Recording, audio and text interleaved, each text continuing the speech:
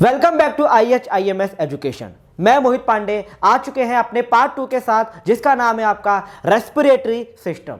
पिछले लेक्चर में हमने रेस्पिरेटरी सिस्टम की एक बहुत ही बेसिक डेफिनेशन को समझा था और उसके दो प्रोसेस को हमने बहुत ही कंसाइज वे में डायग्राम के साथ हमने उसको पढ़ा था। ठीक है, आज हमारा जो टॉपिक है वो है आपका ह्यूमन रेस्पिरेटरी स्ट्रक्चर। उसके हम डायग्राम को बहुत डिटेल वे में इसको हम समझेंगे लेबलिंग के साथ। अगर आप हमारे चैनल पर नए हैं तो हमारी वीडियो को ज़्यादा से ज़्यादा लाइक कीजिएगा, शेयर कीजिएगा और सब्सक्राइब करिएगा। ऐसी ही मोर इन्फॉर्मेटिव वीडियो पे हमारे चैनल पे आप बने रहिए ताकि आपकी मोटिवेशन हम तक पहुंच पाए और हम ऐसी ही बेहतरीन वीडियो आपको प्रोवाइड करा सके। सो चलिए हमारे लेक्चर को शुरू करते हैं। सो ये है आपका ह्यूमन रेस्पिरेटरी प्रॉपर स्ट्रक्चर। ठीक है, आज हम इसको डिटेल वे में समझेंगे। तो सबसे पहले हम शुरू करते हैं आपके लंग्स से। चलिए, सो अगर एक स्टैंड बाय में देखें एक एनाटॉमिक पोजीशन में, तो ये आपका जो कहलाता है ये आपका साइड बाय साइड, ये आपका लेफ्ट है तो ये आपका राइट हो गया। तो यहाँ पे मैं इसको लिख देता हूँ, ये है आपका राइट लंग और ये है आपका लेफ्ट लंग। ठीक है, ये आपका राइट लंग हो गया, ये आपका लेफ्ट लंग हो गया। ये है आपका डायफ्राम, ये है आपका डायफ्राम। अच्छा, कुछ लोग बोलते हैं सर डायफ्राम का सर एक मेन कोई फंक्शन बताओ सर, इसका कोई काम है? हाँ बेटा, डायफ्राम आपका एक तरीके से पोजीशन को एस्टैब्लिश करता है। ये आपका हार्ट और लंग्स की जो एक पोजीशन होती है ना, यानी कि अगर मैं आपको बोलूं कि किसी भी बड़ी सी इमारत के लिए मुझे नीचे का बेस बढ़िया चाहिए, अगर बेस बढ़िया होगा तो इमारत खड़ी रहेगी, बेस ही नहीं है तो इमारत ढह सकती है। तो डायफ्राम एक तरीके से लंग्स के लिए भी और हार्ट के लिए भी एक बेस का काम करता है, यानी कि सिर के ऊपर सब चीज़ टिकी है। अगर ये चीज़ नहीं हुई तो वो चीज़ वहां से गिर सकती है या फिर अनस्टेबल हो सकती है। तो ये पोजीशन के लिए बड़ा काम करता है, स्टेबलाइजेशन के लिए। और कहीं ना कहीं कॉमा ये आपका आगे जाकर रेस्पिरेशन में भी वर्क करवाएगा, ध्यान देना। यानी कि ऐसा मैं कह सकता हूं, रेस्पिरेशन में ना किसी चीज का कॉन्ट्रैक्शन होता है मसल का, ठीक है, और किसी चीज का रिलैक्सेशन भी होता है। तो यही डायफ्राम आपका रिलैक्सेशन और कॉन्ट्रैक्शन करवाता है, जिसकी वजह से हम रेस्पिरेशन कर पाते हैं। वो हम आगे उसको बाय फर्दर समझेंगे, बट अभी के लिए आपको इतना लिख देना है। ठीक है, अब हम शुरू यहाँ से करते हैं। तो ये तो आपका थायराइड ग्लैंड है।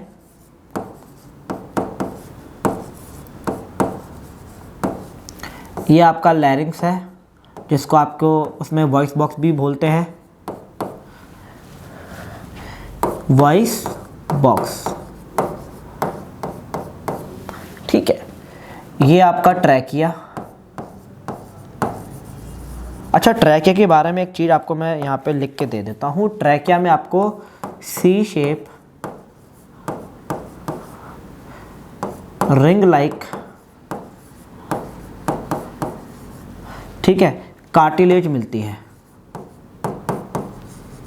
जो कि आपकी 10 से करीब 12 तक हो सकती है।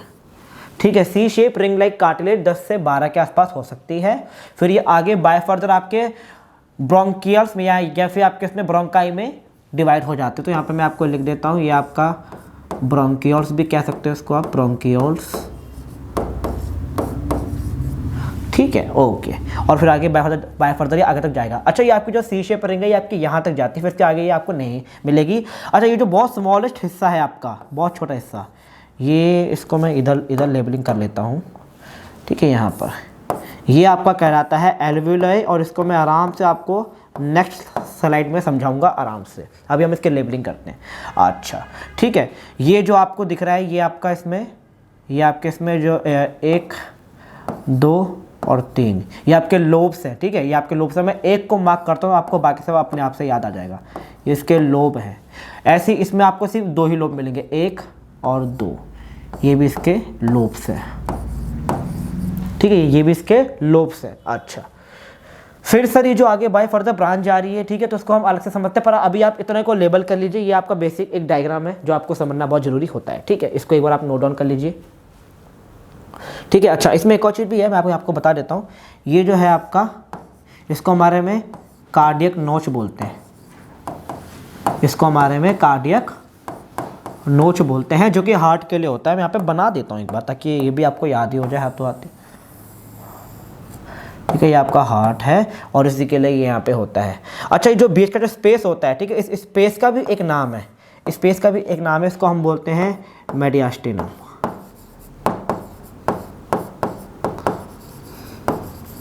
मेडियास्टिनम जो कि बेसिकली हार्ट के लिए होता है, जो कि एक हार्ट का स्पेस है, हार्ट का स्पेस, यहाँ पे हार्ट आकर फिट होता है। ठीक है, चलिए अब आप इसको नोट डाउन कर सकते हैं बड़ी आराम से। ठीक है,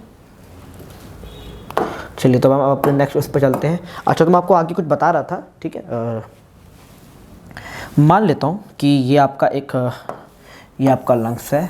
ठीक है, ठीक है, इसके अंदर बहुत सारे स्ट्रक्चर हैं जो आपको आगे जाकर मिलेंगे ऐसे ऐसे।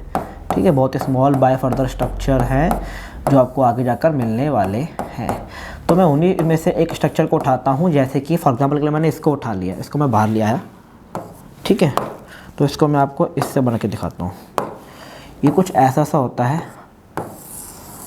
ठीक है, हमारे में इसी को बोलते हैं एल्वियोलस। बहुत सारे हो तो एल्वियोलाई। ठीक है, ये एल्वियोलस बेसिकली किसके क्या होता है? बेसिकली ये एक सैक लाइक स्ट्रक्चर है, एक सैक लाइक स्ट्रक्चर है जो कि किसके लिए रिस्पॉन्सिबल है?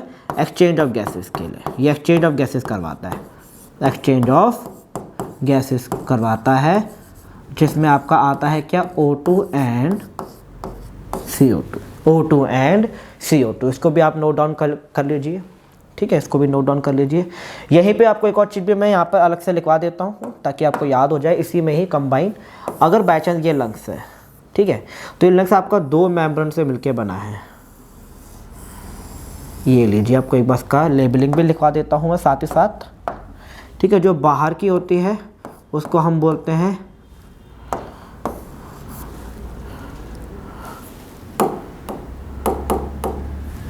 ठीक है, जो बाहर की होती है उसको हम बोलते हैं प्लूरल मेम्ब्रेन। ठीक है, जो अंदर की होती है उसको हम बोलते हैं विसरल मेम्ब्रेन।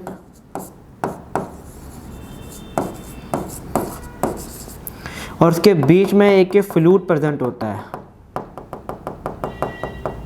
इस फ्लूइड को बोलते हैं